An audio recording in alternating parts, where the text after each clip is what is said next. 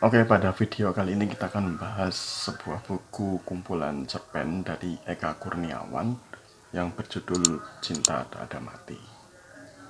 Langsung saja ke review bukunya.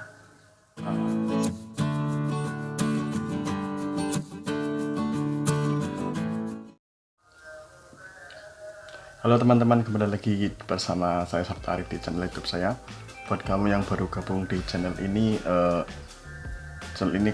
nantinya akan membahas review-review buku fiksi maupun non-fiksi, lebih khususnya fiksinya sastra dan beberapa buku self improvement. Selain itu, channel ini juga kedepannya akan memberikan tips-tips menulis. Jadi bagi kamu yang suka literasi atau suka baca buku, jangan lupa share, jangan lupa subscribe dan nyalakan notifikasi. Oke, pada video kali ini kita akan membahas sebuah buku kumpulan cerpen dari Eka Kurniawan yang berjudul Cinta Tak Ada Mati. Langsung saja ke review bukunya. Buku kumpulan cerpen ini terdiri dari 13 cerita pendek dari Eka Kurniawan yang sudah diterbitkan di berbagai media massa di Indonesia, dicetak di tahun 2018. Ini tentunya menjadi salah satu buku kumpulan cerpen Eka Kurniawan yang sangat saya rekomendasikan untuk dibaca. Buku kumpulan cerpen lain seperti Corak-corak di Toilet, ada lagi Perempuan Patah Hati yang Menemukan Cinta Lewat Mimpi kalau nggak salah. Sebenarnya Eka Kurniawan itu lebih banyak ke novel juga. Salah satu novelnya adalah Cantik Itu Luka, Sebab Didendam Rindu Harus Dibayar Tuntas, dan Lelaki Harimau. Eka Kurniawan sudah kita tahu bersama mendunia, dan berkat kontribusinya meletakkan kembali sastra Indonesia di kancah sastra dunia, dia mendapatkan penghargaan Global Thinker Award tahun 2015. Oke, kita mulai dengan cerpen Cinta Tak Ada Mati yang menjadi judul buku kumpulan cerpen ini. Cinta Tak Ada Mati berkisah tentang sosok Mardio yang dia pembukaannya berada di taman. Mardio saat itu berusia 74 tahun kalau tidak salah. Dia sedang memandangi gadis-gadis, sedang memandangi pasangan-pasangan yang sedang berduaan di taman. Kemudian ia mengutuki nasibnya sendiri, karena sampai usia 74 tahun pun dia belum pernah sekalipun berpacaran atau tidur dengan seorang perempuan. Hal ini karena Mardio menjaga kesucian cintanya pada seorang perempuan yang ia kenal di masa lalu. Diceritakan di pembuka ini Mardio duduk, terus dia mengamati taman yang indah, taman yang sejuk untuk istilah berpacaran. Bahkan Mardio memiliki kebiasaan selalu ke taman ini. Kemudian dilanjutkan flashback ketika dia kecil, yaitu saat dia bertemu dengan sosok perempuan yang membuatnya harus menjaga cinta sampai usia 74 tahun. Ialah perempuan itu bernama Melati. Mardio kecil adalah seorang penjaga tiket bioskop. Setiap hari dia menyaksikan ratusan pasang muda-mudi yang datang ke bioskopnya untuk menonton, berkencan hingga memadu kasih di bioskopnya. Suatu kali dia bertemu dengan seorang perempuan, saat itu usia mereka masih belasan tahun, seorang perempuan yang menonton bioskop dengan kedua orang tuanya. Perempuan yang manis, diceritakan dadanya berisi untuk usia belasan tahun. Perempuan itu bernama Melati. Mardio jatuh cinta pada Melati pada pandangan pertama. Kemudian Mardio pun setelah pulang dari menonton bioskop di pertemuan pertama itu, Mardio membuntuti Melati ke rumahnya. Sadar akan dibuntuti oleh seorang laki-laki, Melati dan kedua orang tuanya pilih diam lalu membiarkannya. Ternyata anak kecil itu adalah Mardio yang kelak menjaga keabadian cintanya untuk Melati. Seiring berjalannya waktu, akhirnya Mardio memberanikan diri untuk berkenalan dengan Melati melalui puisi-puisi, melalui surat yang berisi puisi-puisi yang dia penggal dari film-film yang dia tonton di bioskop.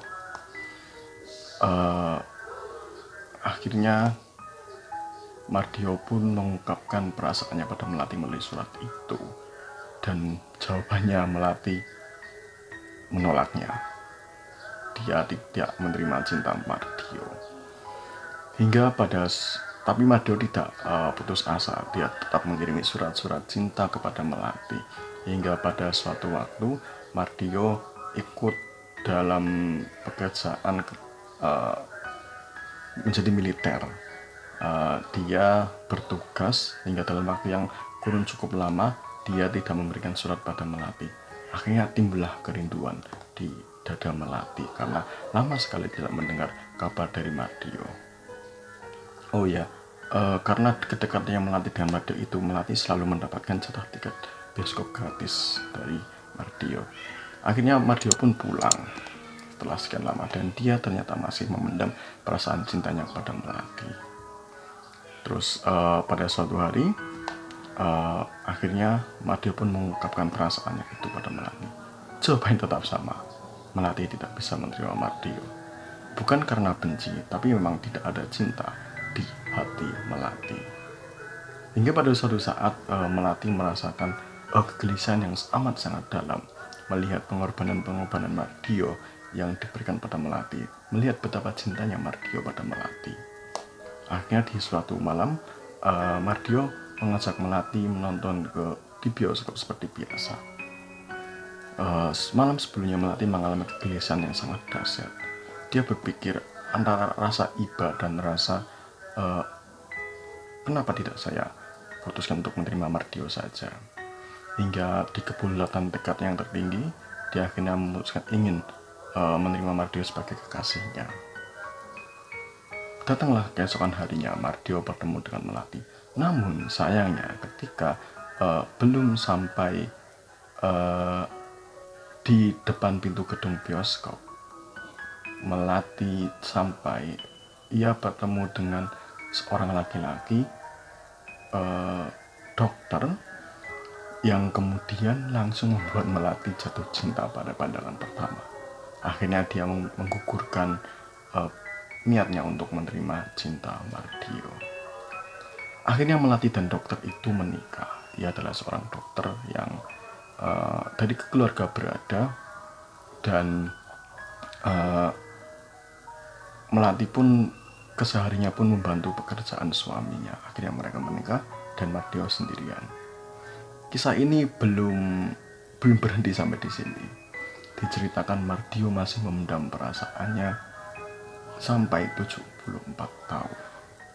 Kemudian di taman itu dia bertemu dengan sosok gadis.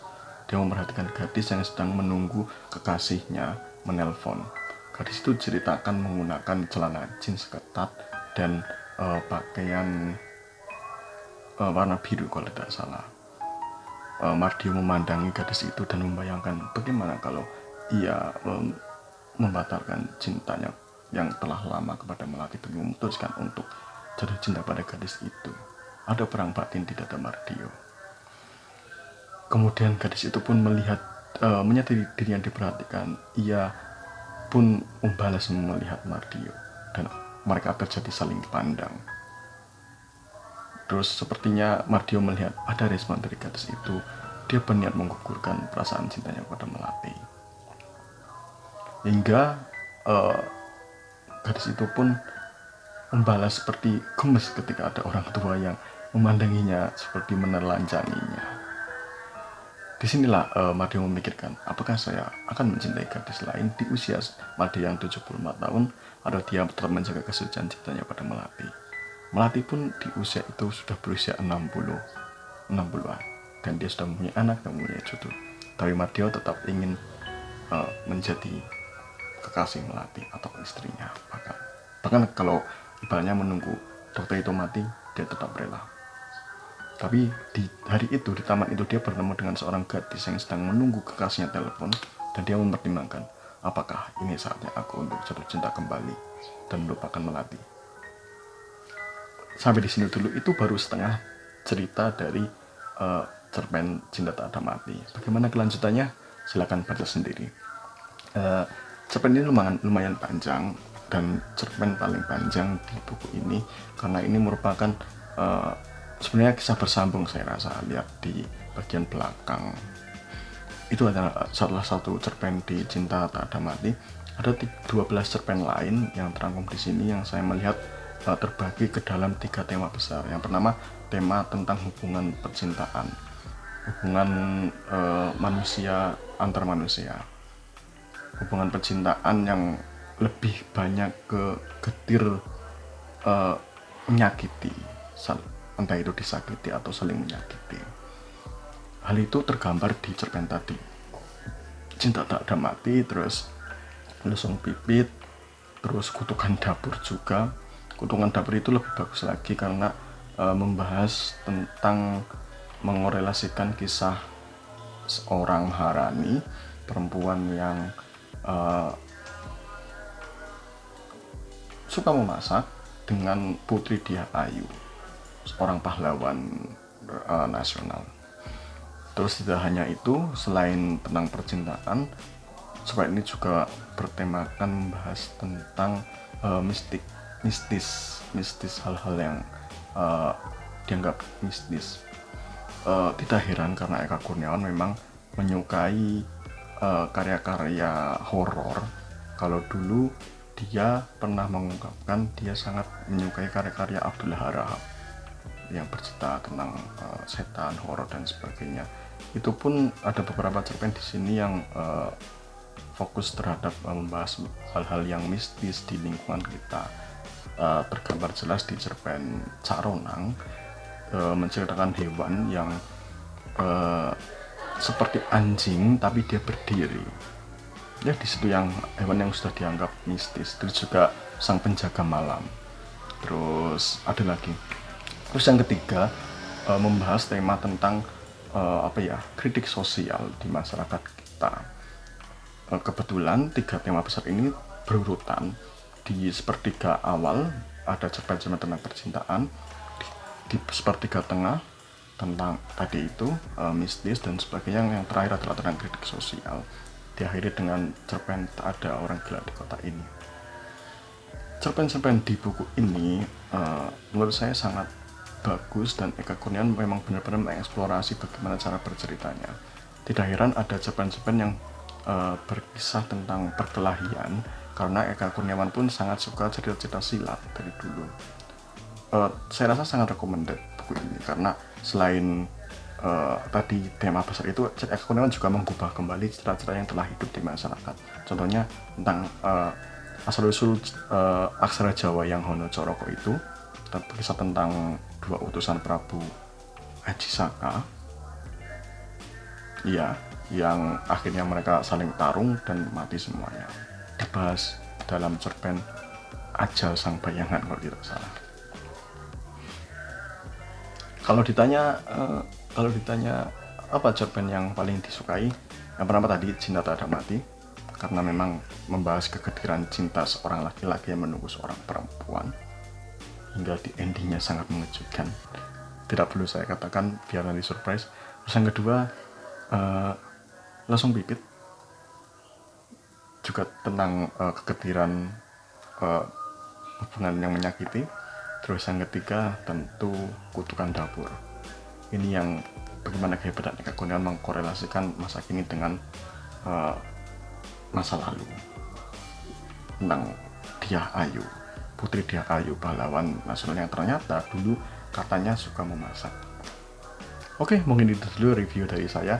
Pada akhirnya buku ini sangat cocok sekali dibaca teman-teman yang memang suka bacaan-bacaan sastra. Recommended, 13 cerpen dan lumayan panjang, tapi saya rasa bisa dinikmati dikala sambil minum kopi, makan biskuit dengan orang-orang tercinta. Sekian dulu dari saya. Mohon dukungannya untuk like, share, dan subscribe. Mari kita bersama-sama membantu channel ini agar bisa bermanfaat bagi orang lain. Saya Sabta Arif dan sampai jumpa di video selanjutnya. Bye bye.